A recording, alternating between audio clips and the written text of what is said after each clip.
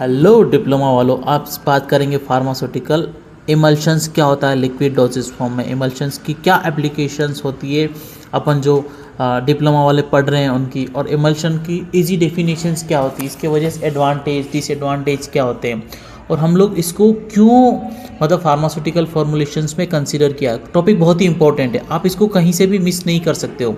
तो दोस्तों, emulsion basically होता क्या है, अपन नॉर्मल सी बात करें तो इमल्शन क्या है कि एक सिरप की तरह एक फॉर्मुलेशन होती है। अगर scientifically, emulsion is a mixture of two immiscible liquids, oil plus water, which do not mix naturally but are mixed with the help of an emulsifying agents. So ये इमिसिबल लिक्विड है, और emulsion is biphasic liquid dosage form of two immiscible liquids. So ये biphasic liquid dosage form होता है। ये देख लीजिए आप, ऑयल इन वाटर किस तरह से है, और वाटर इन ऑयल, क्योंकि पानी में ऑयल मिक्स होगा और एक जगह पे ऑयल में पानी मिक्स होगा। तो ये डिफरेंट डिफरेंट टाइप्स, ये जो दोनों टाइप्स है इसकी टाइप्स ऑफ इमल्शंस में, oil in water and water in oil, तो ये काफ़ी इंपॉर्टेंट रहते हैं। इसके क्या एडवांटेज रहते हैं, तो एक मास्क वेट टेस्ट को कर देता है, उसके बाद में इजीली आप ले सकते हो, और इसका ड्रग एब्जॉर्प्शन तो इतना शानदार रहता है कि आप इमेजिन नहीं कर सकते, और ये बहुत ही ज़्यादा यूज़फुल रहता है। आपकी जो ऑयल कंटेनिंग ड्रग्स रहती है ना, उनके लिए बहुत ज़्यादा यूज़फुल रहता है। अब अपन बात करेंगे इसके डिसएडवांटेज क्या रहते हैं। इसके डिसएडवांटेज क्या रहते हैं, तो ये क्या है कि थोड़ा स्टेबल कम रहता है, इसमें माइक्रोब्स ग्रोथ कर सकते हैं, और इनको अगर शेक नहीं किया, हिलाया नहीं यूज़ करने से पहले, तो कंटामिनेट होने के चांसेस बढ़ जाएंगे और आपके पार्टिकल इसमें मौजूद नहीं रहेंगे। तो दोस्तों, अगर यहाँ तक कोई डाउट है तो आप पूछ सकते हैं, और नोट्स के लिए भी कमेंट कर सकते हैं। अब बात करेंगे टाइप्स ऑफ इमल्शन, कितने टाइप होते हैं इमल्शन। देखो बच्चों, बताओ, तुम जल्दी बताओ, क्योंकि बहुत इंपॉर्टेंट क्वेश्चन है, हमेशा से ही एग्जाम में इस बारे में पूछा जाता है। तो ये ऑयल इन वाटर रहता है कि ऑयल जो ड्रॉपलेट्स होते हैं ना, वाटर में प्रेजेंट रहते हैं। तो जैसे मिल्क हो गया, जो कि इजीली आप इसको धो सकते हैं, और ऑयल इन वाटर जो होता है उसको आप इजीली धो नहीं सकते हैं। इसमें क्या है कि कुछ ड्रॉपलेट्स वाटर के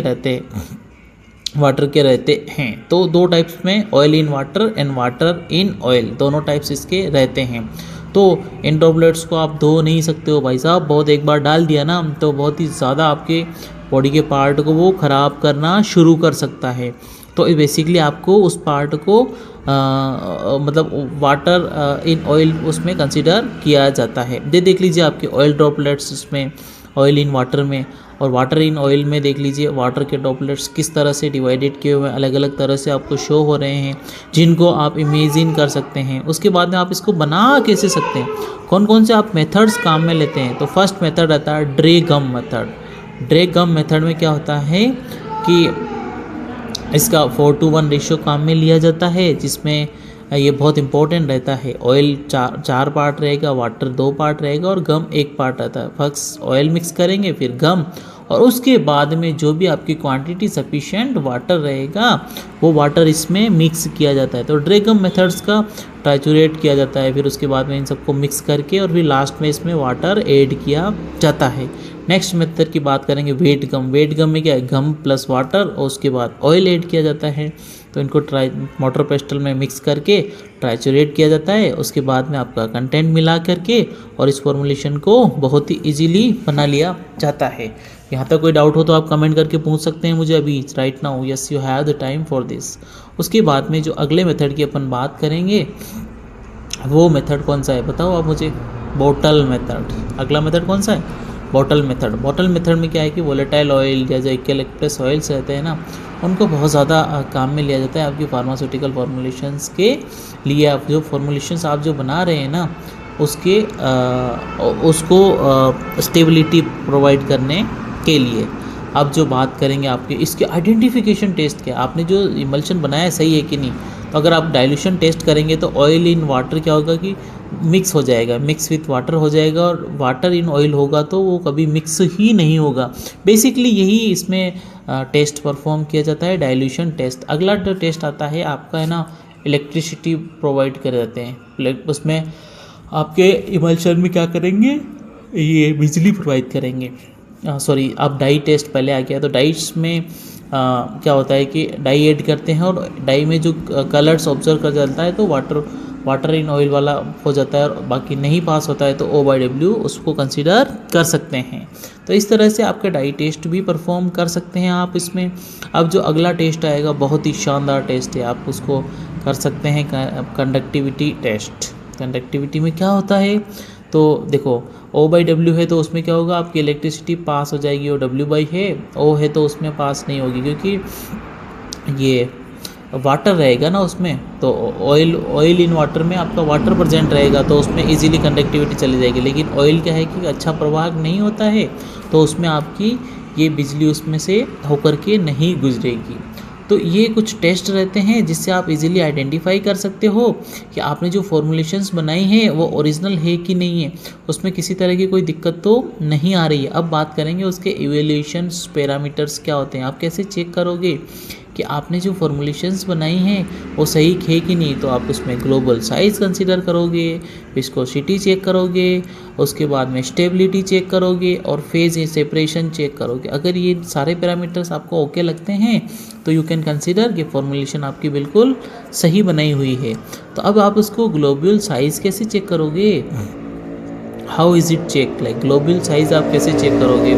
तो ग्लोबल साइज़ चेक करने के लिए आपको क्या करना होता है कि इस फॉर्मुलेशंस में क्या होता है कि ऑयल या वाटर की छोटी छोटी बूंदें होती है, तो स्मॉल साइज़ होगा तो आपका इमल्शन बहुत अच्छा होगा, और लार्ज साइज़ बनेगी ना बड़ी बड़ी तो ख़राब इमल्शन होगा। छोटी बूंदें ज़्यादा स्टेबल रहती है एज़ कम्पेयर टू द बड़ी बूंदें। तो आप ना उसमें ग्लोबल साइज़ चेक करके भी आप अपनी फॉर्मुलेशंस के बारे में उसकी एवोल्यूशन आप कर सकते हैं। उसके बाद में आपका जो अगला पैरामीटर्स आता है ना, उसको आप कंसिडर करोगे विस्कोसिटी। विस्कोसिटी क्या होता है बताओ कमेंट बॉक्स में, आप मुझे विस्कोसिटी के बारे में बताओ, मैं आपका वेट कर रहा हूँ गाइस। तो गाढ़ापन, थिकनेस कितनी होगी, आपका इमल्शन गाढ़ा कितना है। अगर मीडियम थिकनेस है तो it should be very good, पतला है जल्दी अलग होगा, और बहुत गाढ़ा है तो यूज़ करना उसका थोड़ा मुश्किल रहेगा। तो सिरप जैसा अच्छा कंसिडर अपन कर सकते हैं। तो गाढ़ापन कितना गाढ़ा अच्छा होता है, तो आप बताओ मुझे। मीडियम थिकनेस वाला बहुत ही अच्छा अपन कंसिडर करते हैं आपकी फॉर्मुलेशंस के लिए। उसके बाद में अगला पॉइंट है स्टेबिलिटी। आप कैसे चेक करोगे, तो इमल्शन जितना लंबे समय तक नहीं टूटता है ना, उसको अपन बहुत अच्छा कंसिडर करते हैं। और अगर इजीली कोई ब्रेकआउट हो जाता है तो उसको क्या करेंगे, आप इमल्शन को ज़्यादा स्थिर कंसिडर नहीं कर सकते हैं। तो दोस्तों यहाँ तक कोई डाउट है तो आप मुझे कमेंट बॉक्स में पूछो, नहीं तो हम लोग आगे चलते हैं और आगे देखते हैं क्या क्या इंपॉर्टेंस चीज़ें हैं जो कि काफ़ी ज़्यादा आपको यूज़ करने के लिए रहेगी। तो दोस्तों कुछ डाउट है क्या आपका यहाँ तक? नहीं है, चलो ठीक है। अब बात करेंगे कि फेज सेपरेशन चेक कैसे करते हैं। तो उसमें क्या होता है कि चेक करते हैं कि ऑयल और वाटर अलग हो रहे हैं या नहीं। अगर सेपरेशन नहीं हो रहा है तो फॉर्मुलेशन अच्छी है, अगर ऊपर ऑयल लेयर दिखे तो ख़राब है। मतलब कि अगर बोतल में ऊपर तेल दिखता है तो आपका इमल्शन सही नहीं बना है, ये क्वालिटी पैरामीटर्स फेल हो जाएगा और ये आपकी है ना प्रोडक्ट की इंस्टेबिलिटी शो कर देगा। तो आपको ये पैरामीटर्स चेक करना बहुत ही ज़रूरी रहता है, बाकी आपका प्रोडक्ट ख़राब शो करना दिखेगा और जिससे क्या होगा, काफ़ी कुछ आपको मार्केटेड परेशानी आना शुरू हो सकती है। अब अपन बात करेंगे अगला जो पैरामीटर है इनस्टेबिलिटी पैरामीटर्स की। इनस्टेबिलिटी में क्या क्या होता है, क्या क्या पैरामीटर्स होते हैं जो कि आपके प्रोडक्ट्स को इनस्टेबल कर सकते हैं। तो नॉर्मल जो बात रहती है, मोस्ट प्रोबेबली आपका क्रैकिंग, क्रीमिंग और फेज इन्वर्सन, ये बहुत कुछ छोटे मोटे रहते हैं जो कि आपके प्रोडक्ट को अगर इनकम्पेटिबिलिटी शो कर देते हैं या इंस्टेबिलिटी प्रॉब्लम्स को शो कर देते हैं आपके प्रोडक्ट्स के साथ में। तो क्रीमिंग क्या होता है बताओ, कमेंट बॉक्स में आपका वेट कर रहा हूँ, कमेंट लिख के बताओ आप क्रीमिंग क्या होता है। बताओ क्रीम बन जाती है क्या प्रोडक्ट की?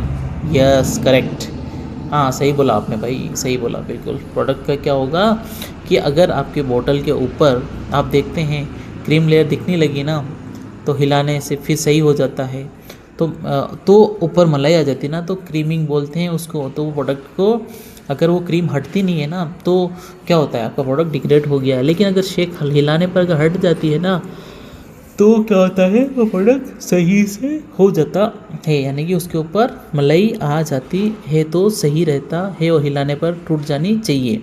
उसके बाद में क्रैकिंग क्या होता है कि इसको ब्रेकिंग ही बोलते हैं, जब ऑयल और वाटर पूरी तरह से अलग हो जाते हैं और वापस मिक्स नहीं होते हैं तो इरिवर्सिबल यानी कि ठीक नहीं हो सकता, और शेक करने पर भी ठीक नहीं होता है। तो बोतल में साफ साफ 2 लेयर ऑयल प्लस वाटर अलग अलग दिखती है ना, तो यानी कि आपका प्रोडक्ट बिल्कुल ख़राब हो गया है, मतलब कंटामिनेट हो गया, अब ये किसी काम का नहीं रहा है।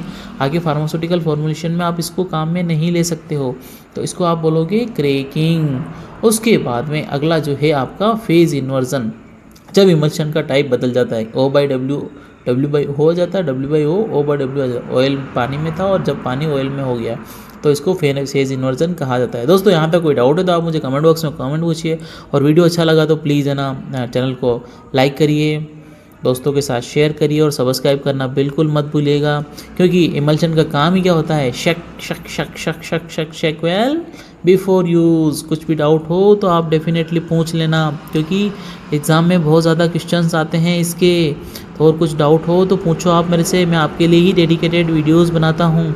तो मिलते हैं नए वीडियो में, तब तक के लिए आप पढ़ते रहिए, और अपना एग्ज़िट एग्ज़ाम आ भी जाए ना तो इतनी ताकत रखिएगा आप उसको क्रैक कर सकते हो। किसी भी तरह का कुछ भी डाउट हो तो कमेंट बॉक्स में पूछते हुए हिचकिचाना नहीं है, क्योंकि हम लोग आपके लिए ही वीडियो बना रहे हैं ताकि आप अपने है ना फ्यूचर फार्मासिस्ट बने ना, वो बहुत ही ज़्यादा आप मेहनत करोगे और देश की उन्नति में काम आने वाले हो। तो अभी तक कहाँ तक आपको कैसा लगा मुझे कमेंट बॉक्स में बताना। तब तक के लिए स्टे ट्यून बने रहिए, और दोस्तों को भी बताइए कि यार channel Sanwaliya institute of pharmacy कितने अच्छे वीडियोस आपके लिए मेहनत करके बनाता है और आपको कितने ज़्यादा काम आने वाला है। तो तब तक के लिए बस बने रहिए आप हमारे साथ में दोस्तों में दुआ में याद रखना।